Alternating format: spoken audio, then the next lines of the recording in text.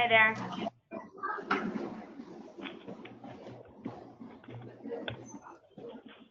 Looks like we might have a few others that are on mute. So we will go ahead and get started. The format for the seminar today is I'm going to invite all of our panelists one by one to just go over a little bit more about their background experiences and the tips they have on this topic. And then we're going to have some time at the end for questions and answers. So please keep your questions for the end, but jot them down so that we can have a robust discussion after the panelists present. With that, we will get started with Mark Visaki.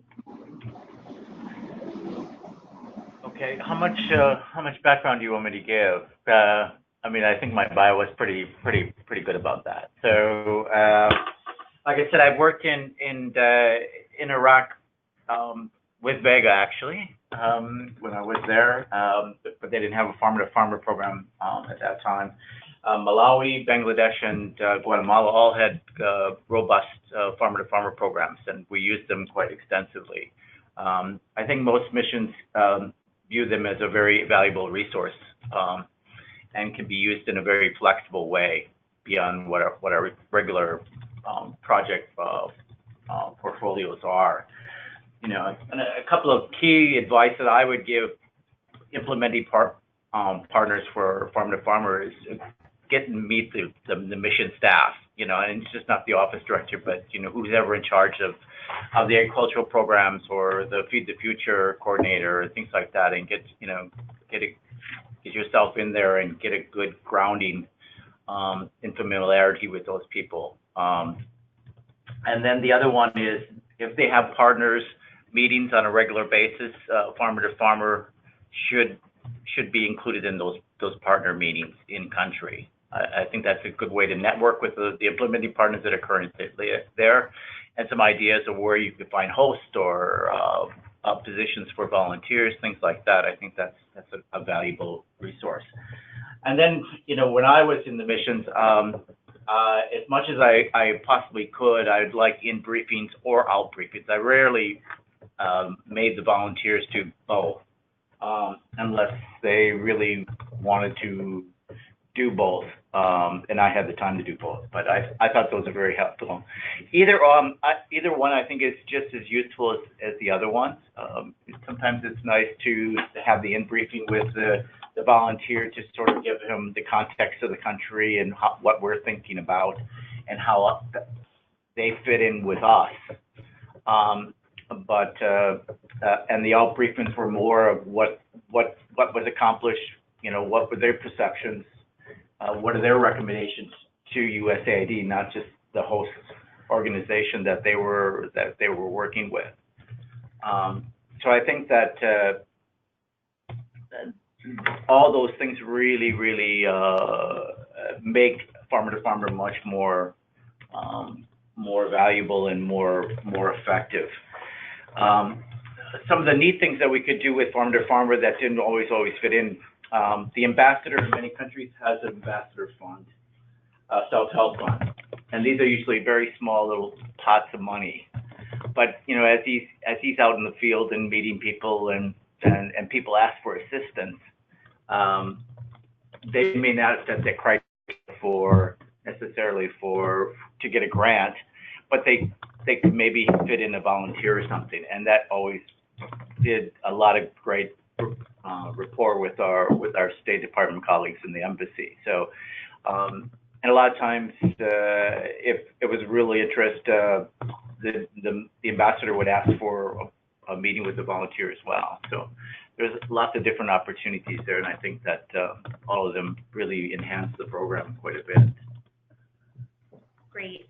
And just let me ask one follow-up question first to me, and then we'll move on to the next panel presenter. The tips that you've described seem like an ideal relationship with USAID. And I believe that sometimes, especially under my program, we have smaller grants, things that aren't as well known to the mission, and sometimes we experience missions who are just so overwhelmed that they don't really have the bandwidth to be doing these meetings or being interested in these meetings. So do you have any tips for how to stay in touch with mission personnel and really re-engage them and try to maximize those opportunities when they aren't necessarily as enthusiastic as you were? Yeah, I think that find somebody in the mission that can interface with you. And it may not be the director of the office or even the deputy director of the economic growth office. It may be the Feed the Future coordinator. It may be an FSN. I think just any inroads into any personnel that works at the embassy within the economic growth office helps a great deal. And it gets you there, and it opens up opportunities. Many times, we don't always have, especially in the non-FTF countries, say Central Asia or other places, we're dealing with people who don't have an ag background. They may be a private sector officer, they may have other disciplines or financial background more than anything else, and they really don't understand farmer-to-farmer program or have never even heard of it. So it's really important to sort of educate them as well as what farmer-to-farmer is and how you can fit into to what they're trying to accomplish as well. So, it's the key is to find somebody that you can work with within the mission that will appreciate what you're bringing to the table. Okay, great, thank you. So I'm sure we'll have a lot more questions for you, but let's move on. Maya, if you wouldn't mind speaking next. Sure.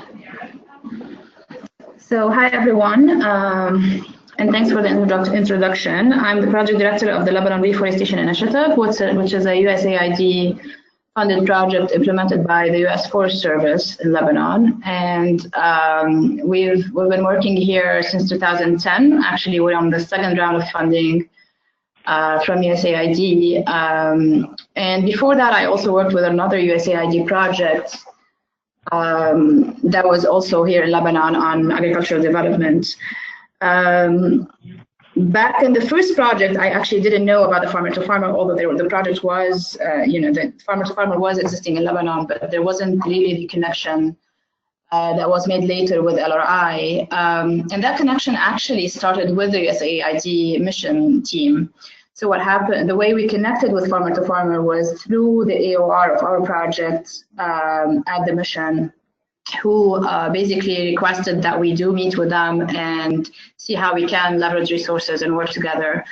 And it has been a very, very successful partnership, honestly. We've had 3 volunteers come to Lebanon through the farmer-to-farmer program and work with us and our partners, our local partners here on, one of them worked with us on fire prevention and another one on vegetation mapping. We're trying to develop a protocol for data collection for vegetation mapping, and the volunteer was very helpful. She was able to develop that protocol for us and even follow up with us after her mission on a few questions here and there. And so it created a really nice relationship between our team, the local partners here in terms of NGOs and beneficiaries, and the volunteer. One of them actually revisited on a personal basis and end up spending a couple of days with us and with our partners. So on one side, it was, as a collaboration, it was very important for the project to leverage resources, to be able to acquire expertise from the US, to do things that, in those 2 cases weren't really available locally in terms of expertise. And on the other side, it showed a really good image of the collaboration between different mission projects and sort of like the global USAID impact with the beneficiaries. There were a couple of other cases where, since we do interact with municipalities and local communities, there were other needs that were identified that do not fit our project and our scope. But we were able to communicate those to the farmer-to-farmer, and they were able to respond to them directly with the beneficiaries, with the local communities, on trainings on agricultural practices and other things that are not necessarily forestry. But that also was very helpful because it created sort of a positive attitude at the community level to help us, do even more work with them. So, in our case here, it was really, the mission is aware of the farmer to farmer, has been communicating the need to collaborate between different USAID projects in several partners meeting. We do have regular partners meeting, as Mark had said before, we do that regularly between different IPs, and farmer to farmer are always present in those meetings. And in more than one instance, they've had the chance to present and introduce what they do to all the partners and talk about different potential collaborations and options for collaboration. And I think those presentations were very helpful for everyone to know what farmer to farmer does and how it could benefit other projects. They gave us examples from Lebanon and other countries. So that could be a channel used by other missions if it's not already used in other places, because we feel that it benefited us a lot and made us think about how we can collaborate with them and how we can work together to have a better impact on the community level. On the other side, the team here, the director of the program here has been also very helpful. So she's been, we've been having also direct communications among us, and we've been sharing contacts whenever she gets requests from youth parties for forestry, or I get requests for expertise, then we do share that. With the first volunteer that we got, one of the challenges that we had was that the volunteer wasn't briefed enough on what he needed to do here, and so he came with different expectations, and that sort of made us lose a couple of days first to sort of get him in the real picture and the context. And at the end, it was a really positive collaboration. We benefited a lot from his presence, but we learned from that, and in the following assignments, what we did was actually do a Skype call with the volunteer directly with us before the visit to just clarify our expectations and his or her expectations, and ensure that they have the expertise that we need. And that helped a lot in sort of benefiting from the short time they have in here, because obviously most of them haven't visited the country before, and there's a lot of sort of knowledge of the context and the conditions here that they need to acquire earlier, even in terms of logistics and small things. So so we've been doing that. After that, we've been having a connection with the volunteer earlier, just to brief them and to ensure that they're on the same page before they come. And that's with the second volunteer who came, that made a huge difference. So basically that's it from my side, but I'm willing obviously to answer any questions related to this. Thanks so much, Maya. It's really great to hear about the positive collaboration that you've had and the learning that you've done through that about working with volunteers, and I'm sure we'll have a few questions about that later. For now, let's turn to Mark Wood, who is calling in from Kosovo, and it looks like his microphone is working now. Mark, can you hear us? I can hear you very well. Can you hear me? Perfect. Yes, we can. Please go ahead. All right. Okay, well, good afternoon all, good morning, wherever you are in the world. It's good to be on this discussion. I've had the privilege to work with volunteer assignments for the last 25 or so years. And first thing I'll say is that it's probably one of the more difficult things to manage.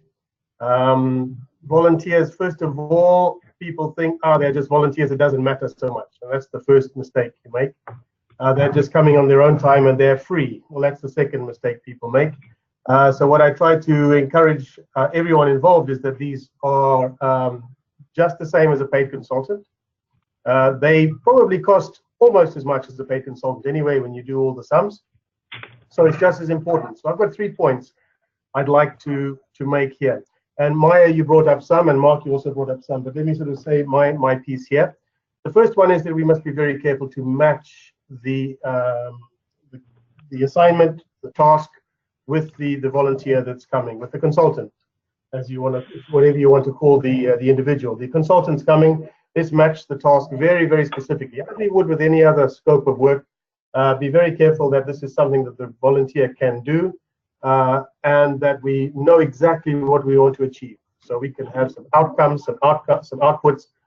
We know what's expected. So the second point is to match expectations. To meet expectations, We need to be sure that the volunteer knows what he or she is going to do, that the mission knows what the volunteer is going to achieve, and that the project team, and I'm talking now from project management perspective, that the project management team knows what to expect from the volunteer. So that's the second point.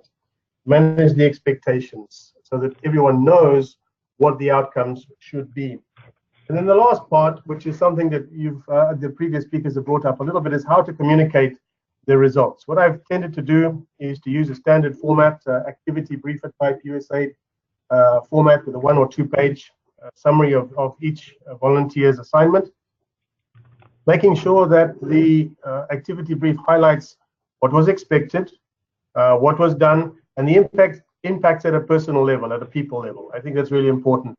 We can talk about macro indicators and how this 2-week assignment now attaches to the whole of GDP growth or economic growth in the country. But if we talk about achievements down at a people level, I think that has much more impact. And if we can do that, and we do that with each volunteer, some of the programs I've been working on, like we had experience with EWB last year, I think, you'll remember, we had sometimes 3 volunteers in a month in the office, in going through the processes here. So very important to keep all those things simple and understandable, that the mission knows.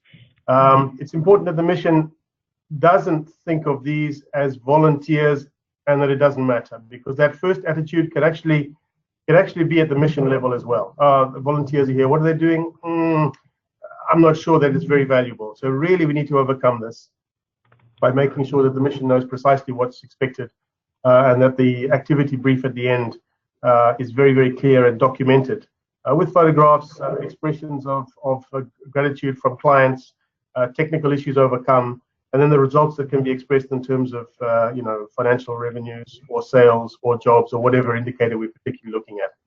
So those are the things that I wanted to highlight. Match the task with the consultant as you would do with a paid consultant, no different.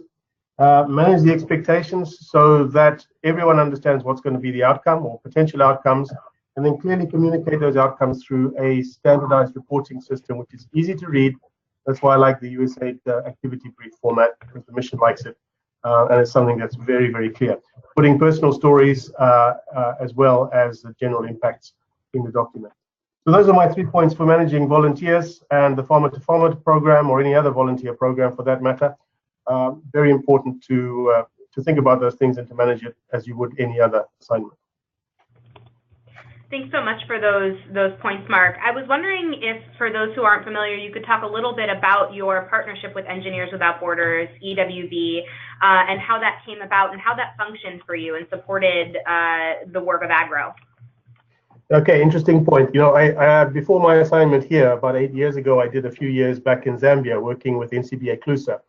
And when I arrived on assignment, I was taking over from a chief of party who was leaving. I found 3 pretty much full-time volunteers with EWB Canada, and I thought, wow, what is engineers doing here in Zambia on an agricultural project?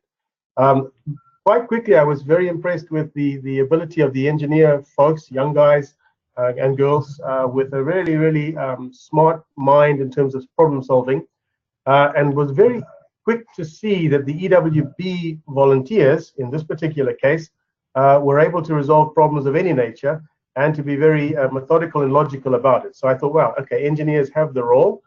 When I came last year, I think it was the beginning of last year, Laura, the question from VEGA came through USAID, do we have any volunteer positions or opportunities?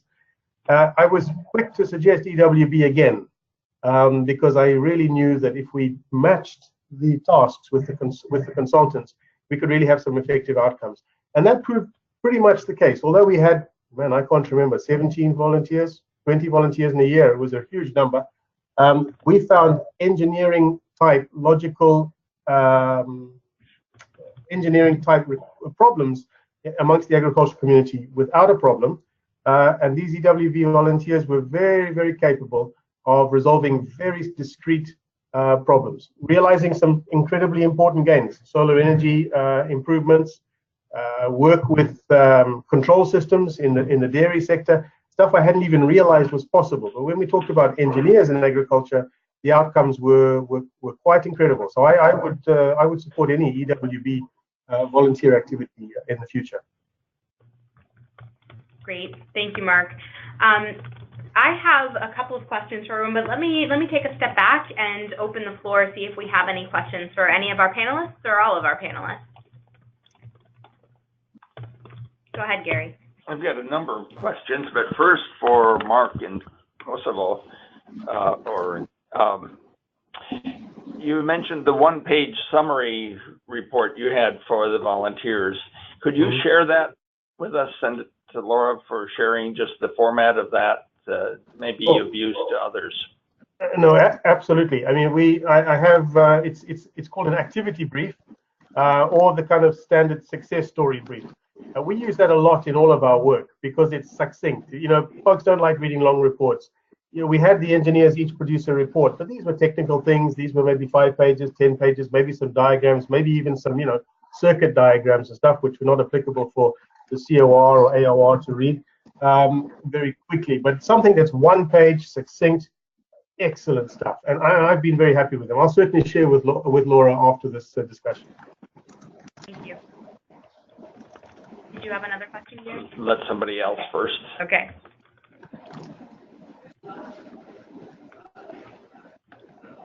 Hi, this is Margaret Anderson from CNFA. So this question is for Mark or Maya, either one of you. I'm wondering if you have any examples of situations where you had less close relationships with missions and you had to work on building them, if you have any lessons learned from that. Maya, you have a comment? Well, we actually, I mean, from our side, it's been, I don't think we had a lot of challenges. As I said, the mission here has been, at least for the 8 years that we've been running this project, they've been having regular IP meetings, and they've been encouraging a lot of collaboration between the projects. And so they've been at the core of this, and I think that played a major role. Recently, they've been, even with a new director for economic growth here, he's been like setting up every quarter a community learning exercise on a specific topic. And so all the different IPs would present specifically on this topic, how they're doing that and what are the challenges they have and how they can collaborate with each other to improve and, you know, face those challenges. And that has been actually a very good experience for us. And we just have actually one next week on engagement of private sector, for instance. And farmer to farmer is always part of those IP meetings. So, you know, I really don't have a lot of challenge examples to give. It's more on the positive side that we've had a really good collaboration and a lot of good support from the mission to have ongoing collaborations with the different partners. That obviously doesn't mean that all the implementing partners collaborate on the same level. As LRI, we've been actually actively addressing all the different other projects and trying to find ways to collaborate with all of them. There are cases where the other IPs are just not as interested in investing time and trying to create such collaborations. But it's more on the IP level than the mission level in our case. Interesting. I'll just make one other comment. I think there's nothing better than getting somebody out in the field to experience firsthand even one volunteer assignment and the outcomes of that assignment. Maybe if you have a couple or 2 or 3, I think it's fine. I think Maya, I think you said 3. I personally don't have as much success with the IP meetings. I think they're very high level and too general. I think getting somebody out in the field to see a real experience with real people, I think really makes a difference and brings people on board. So if there's any skepticism amongst the mission, get them out for an afternoon, discuss why it's important, and show them the results. I think that really makes it. Thank you. Yeah, I'd agree with that, and say that I always try to incorporate 1 or 2 visits when we went to the field that had a farmer-to-farmer volunteer, and just to get the feedback from the beneficiaries of that. And I think that helps build a lot of relationships. The other thing I would say is that, you know, between the implementing partners and even the USAID staff, is they can be great sources of finding volunteers for you. I mean, I brought my U.S. accountant out to Malawi And I know it sounds strange, but actually he was a Peace Corps volunteer in Malawi years before, so he knew the culture, he knew the place pretty good. He had a great time, and he did a lot of things that were unique that we never expected from him. So there's always sources. I brought in Guatemala. One of the hosts asked for a artificial insemination goat breeder. Well, I didn't even know you can artificially inseminate it, and I have an agricultural background. But actually, somebody on the USAID staff knew somebody, so we gave them the name and linked them up. You know, I also brought a good friend who works in the potato industry in the United States and seed potatoes, and he came down and, as a volunteer. So I think look for opportunities of hard to fill volunteers wherever you can get them. I think there's great sources out there within the mission and within the implementing partners as well. Do we have any questions from the phone?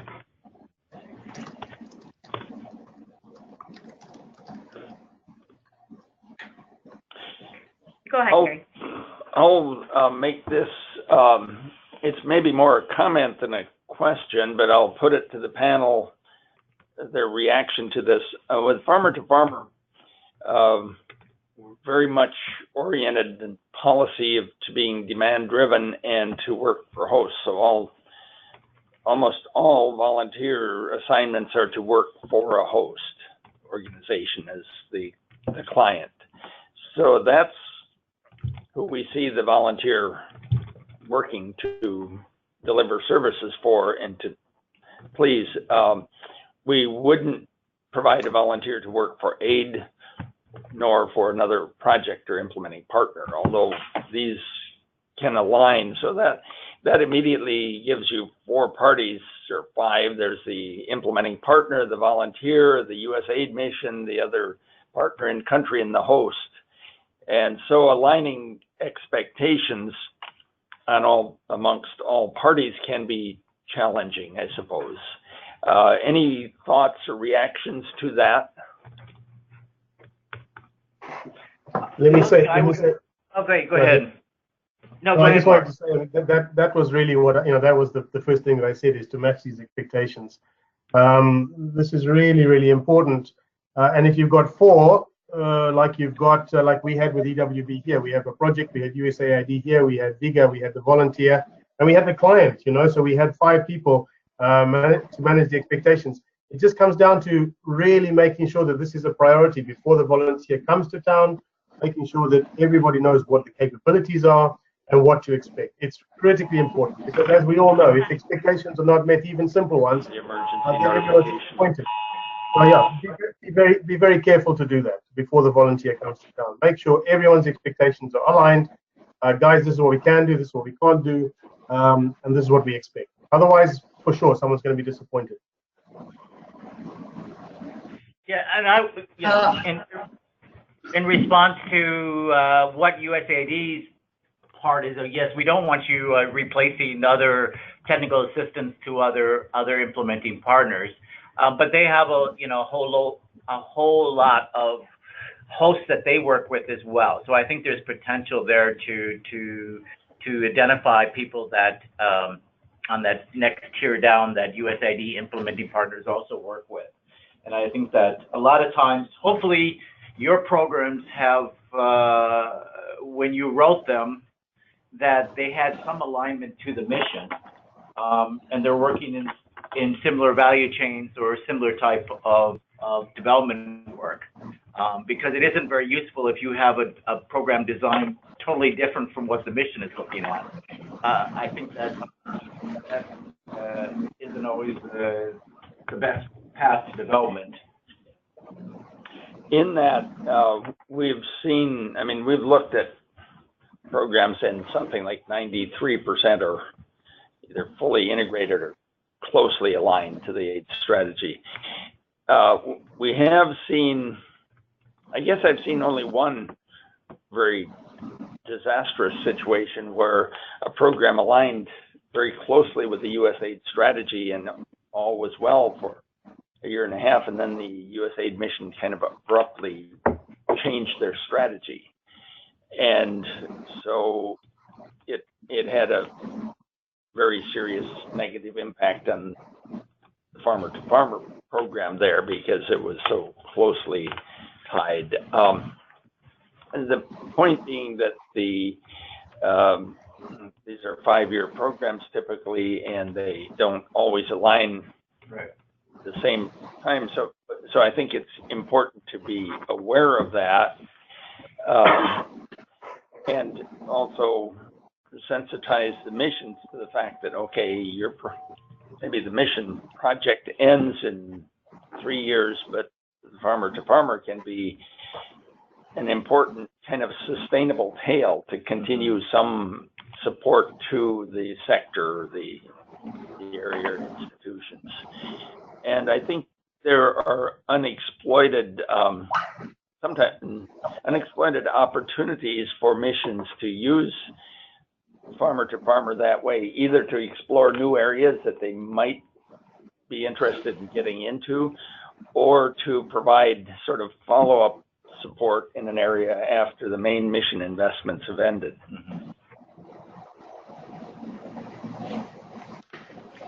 I had a question for particularly Maya and Mark Wood.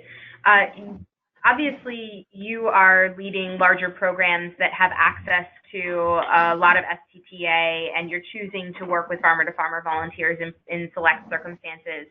How are you making those decisions, and what do you look for when you are looking towards a partnership with farmer-to-farmer versus going with STTA?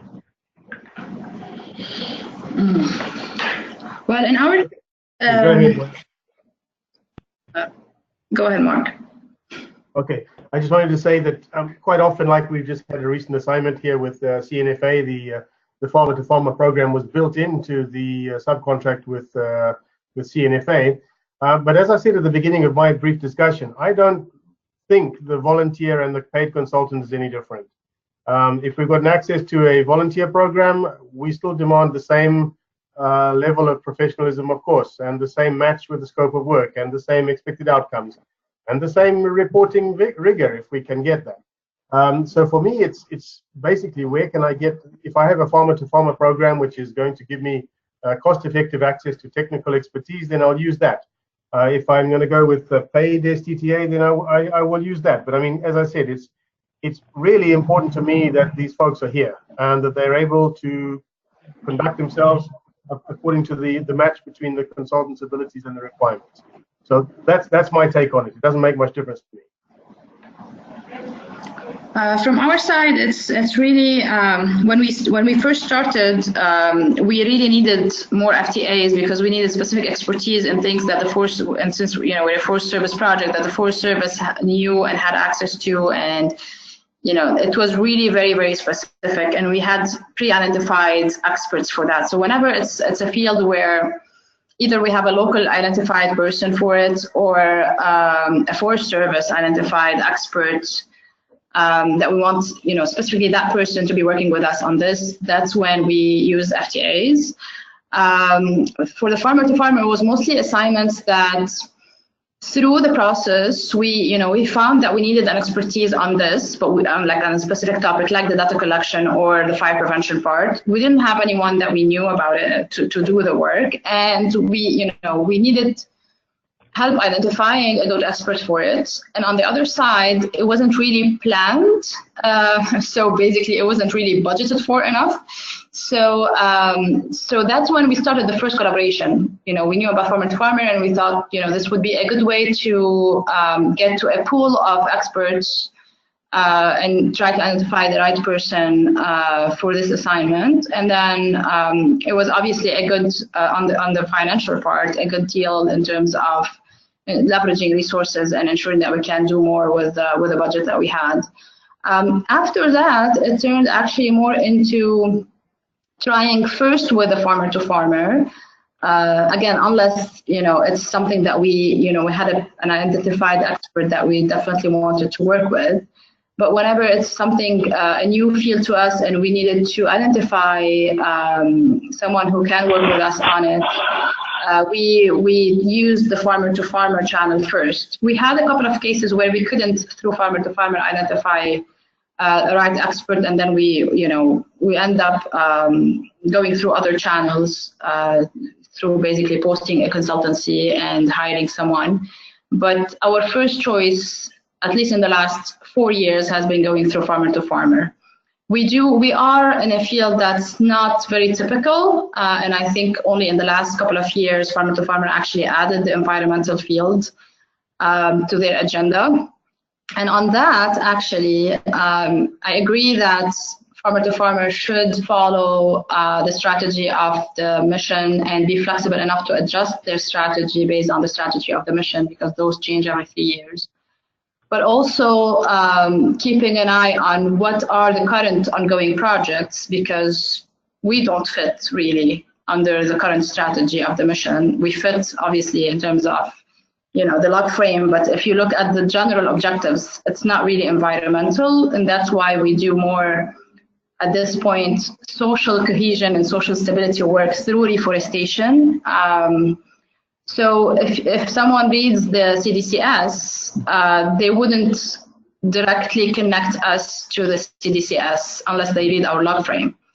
But still, we're here, and we could benefit from the farmer-to-farmer support. So maybe keeping an eye on both, on the CDCS, but also on the, are the current projects ongoing, especially that some of them start on a strategy and then last after the strategy has been changed. So looking at potential partnerships also could help in keeping the farmer-to-farmer options open in terms of supporting both the mission strategy, but also the ongoing projects under the mission. So yeah, I think that's it. But basically, I mean, we've had a really good change so far, and we're really happy that they added the environmental field after that, because that makes it even easier to identify experts that can help us in our case. No, the only thing I would add to what Mark and Maya have said, more towards maybe Mark, is, and maybe I didn't understand it right, but when the FTF partner organization also has a standalone project that's related to the farmer-to-farmer program in country, that they can exclusively use their volunteers to support that project. And I've seen it, so it gets done. So what it does is build up a lot of bad feelings with the other implementing partners that USAID is using in country, because the volunteers are being hoarded for supporting that organization's other project. So we have to be kind of conscious of making sure that we stay equitable about how we're using our volunteers and supporting the overall goals of the country. Sort of a follow-on question in terms of comparing the volunteer to short-term technical assistance. I mean, we have let's say the technical aspect that the volunteer needs to have the skill set necessary for the scope of work. There were comments about the financial advantage to the volunteer. But I'd like to get your opinions on the qualitative assessment of the volunteer vis-a-vis a paid consultant, in terms of trust, in terms of the relationship building with the local counterparts.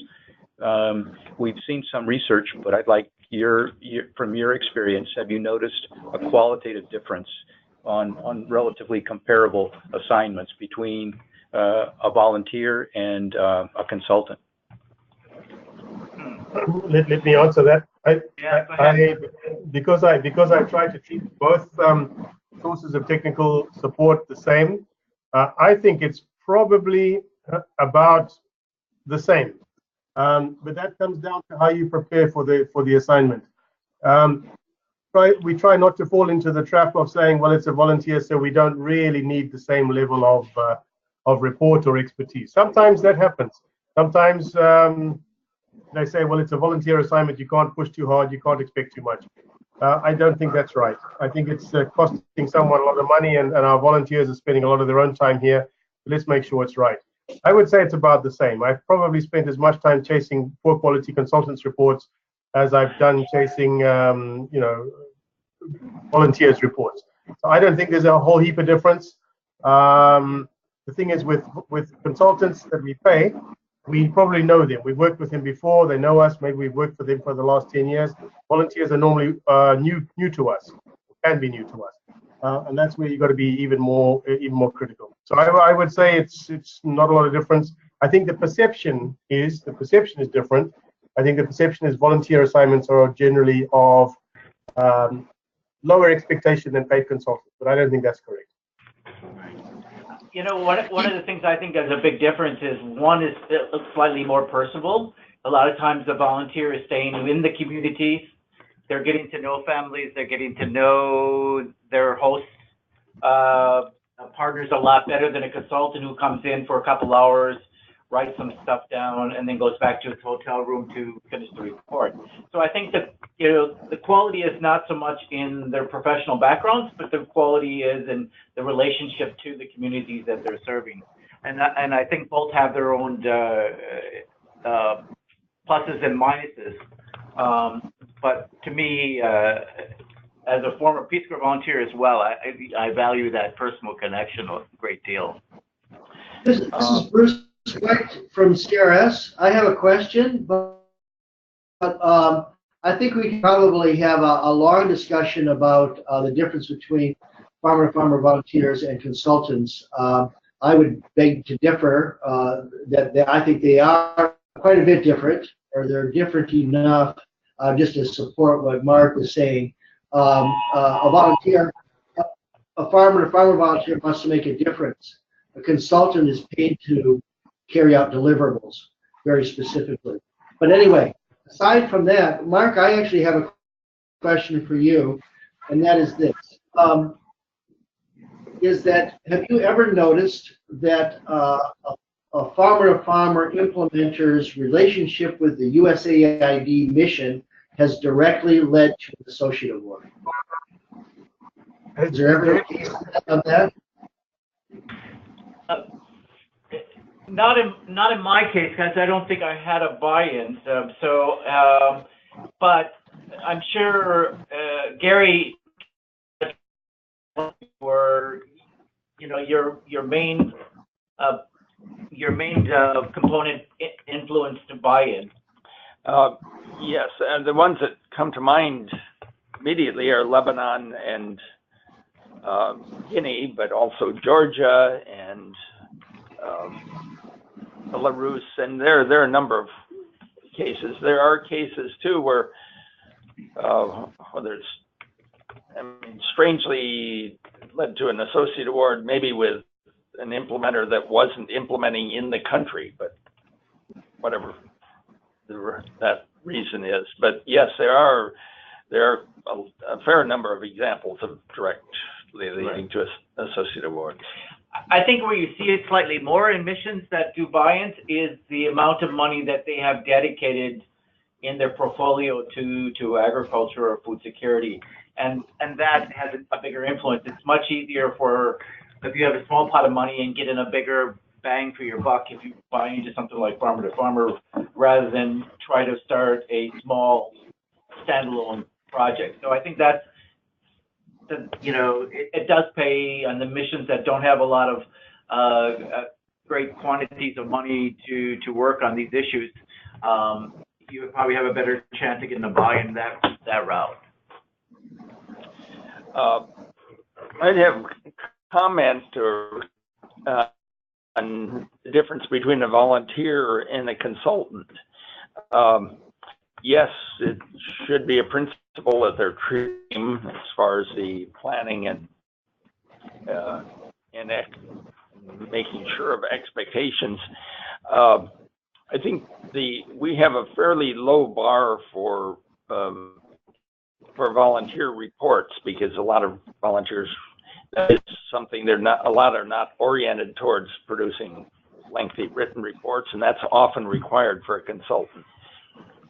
On the other hand, we like to think that the volunteers are actually doing things, farming, agribusiness, financial institutions, that they're so they're really involved with whatever skills they're bringing to the country, and that is valuable to get the real practical expertise and support to the host. Whereas consultants, and maybe more academic or more not directly involved as much in the actual business operations anymore. That may lead to a difference, and I'm just speculating now on the reception. It may be that the farmer groups or businesses that are hosts for volunteers get both that practical advice and also the personal relationship that Mark mentions, and so they may be much happier than USAID missions, or maybe projects that may need to see reports and value that more. And so maybe governments and aid might respond better to consultants because it's a slicker product that they deliver. Well, and I think another added thing that we don't really track very well in farmer to farmer, because it's very time consuming and it's a long-term sort of indicator, is how long does the relationships go on beyond the immediate volunteer, because a lot of them keep in touch with their hosts and give advice well beyond after the assignment has ended. So, you know, and some of these, I've heard of people having relationships for a couple of years afterwards and still giving advice. I've heard of people finding used equipment in the United States to ship over for their businesses, things like that. So those are well beyond, above and beyond their volunteer assignment. But I think those are just as valuable, and you'll never get that from a consultant, because obviously they're moving on to other things, and have other priorities. I wanted to check in with you on this topic. We haven't heard from you on your perspective. Oh, sorry. Wait, I thought I was muted. Has your experience kind of comparing the consultants versus the volunteers been similar?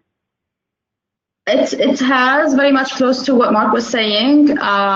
Basically, as I said, with the first volunteer, we had a bit of an issue because the scope of work wasn't detailed and clear enough, and we hadn't had the chance to sort of check in with him earlier and agree and be on the same page. I agree that it comes to how you treat the assignment just as much as how the volunteer treats it. But with the volunteers that we've had really good deliverables, very well done reports. They've actually, we had a case where we were trying to get them out just to have a break and do something, and they were focused more on the work.